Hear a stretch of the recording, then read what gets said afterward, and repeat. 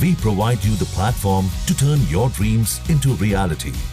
Give wings to your aspirations with KR Mangalam University.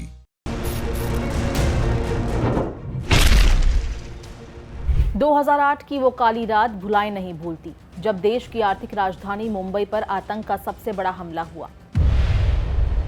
अब उसी हमले के मास्टरमाइंड में से एक तहव्वुर राणा को अमेरिका से प्रत्यर्पण के बाद भारत लाया जा रहा है। सूत्रों के मुताबिक दिल्ली और मुंबई की जेलों में हाई अलर्ट है। तहव्वुर राणा को लाने की तैयारियां अंतिम चरण में है। भारत पहुंचते ही उसे NIA यानी राष्ट्रीय जांच एजेंसी को सौंप दिया जाएगा। NIA उससे लंबी और गहन पूछताछ करेगी और इस पूरे ऑपरेशन की निगरानी खुद राष्ट्रीय सुरक्षा सलाहकार अजीत डोभाल और गृह मंत्रालय कर रहा है। पाकिस्तान मूल का तहव्वुर हुसैन राणा आतंकवादी संगठन लश्कर-ए-तैयबा से जुड़ा हुआ है। उसने 26/11 हमले में अमेरिका के डेविड हेडली उर्फ दाऊद गिलानी की भारत यात्रा में मदद की थी। हेडली वही आतंकी है जिसने मुंबई में टारगेट्स की रेकी की और फिर ISI और लश्कर के साथ मिलकर हमले की साजिश रची। जांच एजेंसियों के मुताबिक राणा खुद 11 से 21 नवंबर 2008 के बीच दुबई के रास्ते मुंबई आया था, यानी हमले से कुछ दिन पहले वो खुद ही भारत में मौजूद था। अब जब तहव्वुर राणा भारत की गिरफ्त में है, देश को उम्मीद है कि उसे उसके कुकर्मों की सजा मिलेगी। 26 नवंबर 2008 को देश की आर्थिक राजधानी मुंबई पर आतंकी हमला हुआ था। इन आतंकवादी हमलों में 6 अमेरिकी समेत 160 से ज्यादा लोग मारे गए थे। इस हमले में 10 पाकिस्तानी आतंकवादियों ने 60 घंटे से अधिक समय तक मुंबई के महत्वपूर्ण स्थानों को निशाना बनाया था।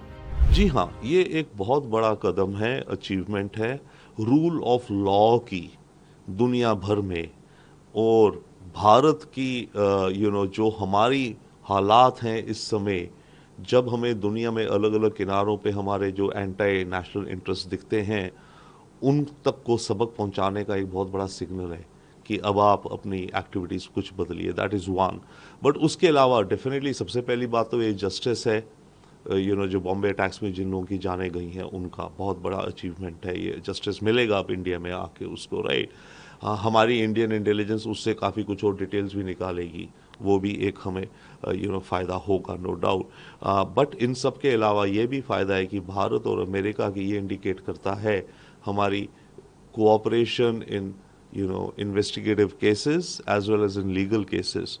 तो ये एक अच्छी कोऑपरेशन है ट्रंप एडमिनिस्ट्रेशन के दौरान। हालांकि ये मामला इनसे पहले चल रहा था, बट ये कोऑपरेशन इंडिया की और अमेरिका की एक बहुत अच्छा कदम आगे है। वहीं कसाब, जो एकमात्र जिंदा पकड़ा गया आतंकवादी था, उसे 2012 में फांसी दी गई। बाकी सभी आतंकी हमलों में मारे गए। लेकिन अब तहव्वुर राणा का प्रत्यर्पण भारत की सुरक्षा एजेंसियों के लिए एक बड़ा कदम माना जा रहा है। ये सिर्फ एक गिरफ्तारी नहीं, 26/11 के शहीदों और पीड़ितों के लिए इंसाफ की नई उम्मीद है। राणा के खिलाफ UAPA और भारतीय दंड संहिता IPC की कई धाराओं में मामला दर्ज है।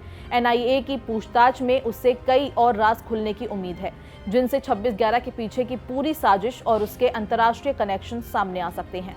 इस वीडियो में बस इतना ही। अगर आपको ये वीडियो पसंद आई है, इसको लाइक और शेयर करें। देश और दुनिया की तमाम अपडेट्स के लिए दैनिक जागरण को आज ही सब्सक्राइब करें।